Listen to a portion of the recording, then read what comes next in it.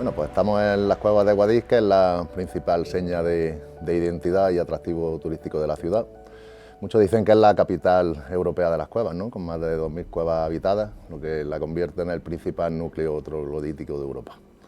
Vamos a hablar un poquito sobre sus orígenes y para analizarlos pues tenemos que tener en cuenta tanto lo que es el marco físico como el marco histórico. En cuanto al marco físico, pues Guadix se encuentra en el surco intrabético, que es una serie de altiplanicies situadas entre la cordillera penibética, donde está Sierra Nevada, y la cordillera subbética. Es una zona donde se depositaron en la época terciaria y cuaternaria, se depositaron sedimentos arcillosos. Como sabéis, la arcilla es un material impermeable o bastante impermeable y a la vez también muy maleable, es decir, que se puede excavar fácilmente. Ese es el primer factor que favorece lo que es el desarrollo del hábitat troglodítico aquí en la zona. El segundo factor físico sería el clima. Aquí estamos en una zona de clima continentalizado, un Mediterráneo continentalizado, por tanto las precipitaciones son bajas. Eso permite también lo que es la excavación de las cuevas y la habitabilidad de las mismas, y después con unas temperaturas muy contrastadas, ¿vale? Entre inviernos muy fríos, bastante fríos, y veranos muy calurosos. Y por tanto, otra de las características de las cuevas, que es el mantenimiento de una temperatura constante, entre 18 y 21 grados, en función de la orientación que tenga, pues favorecía también el desarrollo del hábitat troglodítico, ¿vale? En esa zona que hemos dicho antes, en este surco intrabético, se depositaron los sedimentos y después se excavaron los valles de los ríos. Y precisamente en la zona entre el llano, entre la zona del altiplano y los valles fluviales, pues se desarrolló una zona de badlands, es decir, traducido literalmente malas tierras, es decir, una serie de cerros, cañadas que suponían el contacto entre el valle fluvial y los llanos. Es una zona prácticamente inaprovechable agrícolamente y que por tanto favorecía también el asentamiento de los grupos humanos en ella para explotar los recursos del valle y del llano, por otro lado.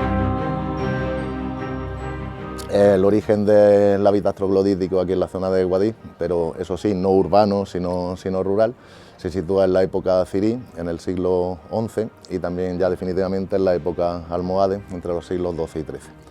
En esa época vienen a esta zona población de origen norteafricano, de unas zonas donde ya se empleaba ese tipo de hábitat.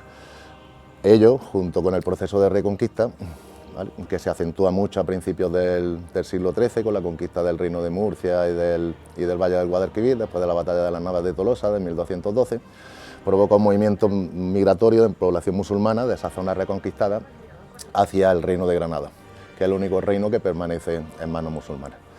Por tanto, era necesario construir viviendas para esos nuevos pobladores, y se va a utilizar precisamente el hábitat en cuevas.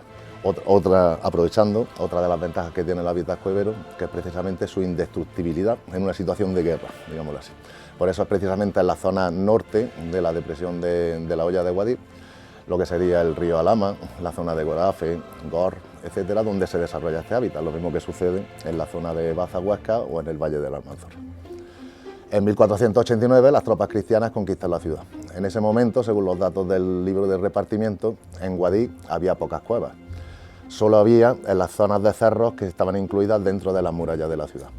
Estoy hablando del Cerro de la Madalena, el Cerro San Cristóbal, también una zona que se denomina Cuevas de la Ciudad, que era la espalda de Santo Domingo, y la zona del Osario, San Marcos, ¿vale? Por tanto, tenemos un hábitat mínimo en ese momento, pero se reparte a los nuevos pobladores, ¿vale? Después de haber sido expulsados los musulmanes en 1490. Se les expropian todas las propiedades, solo se les permite vivir en un barrio determinado de la ciudad, que es lo que posteriormente será la parroquia de Santa Ana, y todas sus viviendas, todas sus propiedades son repartidas entre los nuevos pobladores castellanos. Se establece así lo que va a ser el origen del hábitat cuevero. ¿Por qué? Porque en el repartimiento de la ciudad lo que va a predominar es la desigualdad entre los distintos pobladores en función de su categoría social. Pero a la vez los reyes católicos van a realizar muchísimas mercedes tanto a la nobleza como a personajes destacados.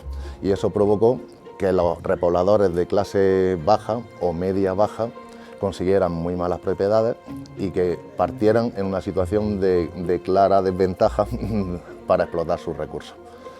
Por tanto, lo que vamos a asistir a partir de ese momento es una polarización social muy aguda. con unos grupos dominantes que van a acumular la mayor parte de la riqueza, la mayor parte de las propiedades, y unos repobladores de clase media-baja que tienen muchísimas dificultades, tanto por la calidad de los bienes que le han dado, como también por su falta de adaptación a lo que es el nuevo hábitat donde están habitando, los usos agrarios, etcétera, ¿vale? Por tanto, a partir de ese momento es cuando el hábitat cuevero va a empezar a tomar carta de naturaleza, sobre todo en la primera mitad del siglo XVI. Tradicionalmente se había dicho que el origen de las cuevas estaba en la población morisca, que fue expulsada en 1490 y que vino aquí a refugiarse. Sin embargo, las últimas investigaciones desmienten ese aspecto. De hecho, el censo de la ciudad de 1561, donde se especifica los habitantes que vivían en cuevas, demuestra claramente lo contrario, que era el 80% de los habitantes de las cuevas en ese momento. Había 183 cuevas habitadas en la ciudad en ese año. El 80% eran cristianos viejos y solo el 16% eran moriscos. ¿Por qué sobre todo cristianos viejos y no moriscos? Porque precisamente los moriscos conocían el medio, aunque habían perdido sus propiedades, las élites castellanas de la repoblación les interesa utilizarlos como mano de obra, frente a los repobladores pobres castellanos. Y por tanto vamos a tener un proceso a lo largo de toda esta época, un proceso de recuperación por parte de los moriscos de sus propiedades y también de su capacidad socioeconómica, mientras que las clases bajas cristianos viejas se empobrecen de manera paulatina. Ahí llegamos a 1568, 1571, que es cuando se produce la rebelión de los moriscos, de aquí del Reino de Granada. Eso significa la expulsión de los moriscos, pero también una acentuación de la polarización social de la que estamos hablando. ¿Por qué? Porque los bienes de esos moriscos no fueron repartidos entre nuevos repobladores aquí en la ciudad, sino que fueron vendidos al mejor postor y por tanto acabaron nuevamente en manos de la élite. Y es precisamente en este contexto de acentuación de la polarización social cuando precisamente explota el fenómeno cuevero. Es curioso que en una situación en la que la ciudad de Guadix permanece estancada demográficamente, las cuevas no paran de crecer. Y por ejemplo en 1640 ya tenemos 400 cuevas habitadas, que a mediados del siglo XVIII, según el catastro de Ensenada, ya serán más de 600. Por tanto, a partir de mediados del siglo XVIII se puede decir que la mayor parte de la población de la ciudad de Guadix, más de la mitad de la población, ya habita en cuevas. Surge así un barrio muy diferenciado socialmente de lo que era la ciudad de las casas, hasta el punto de que, hasta fechas muy recientes, la gente de las cuevas decía cuando bajaba a comprar la parte de las casas, voy a bajar a Guadix, como si fueran dos realidades totalmente distintas.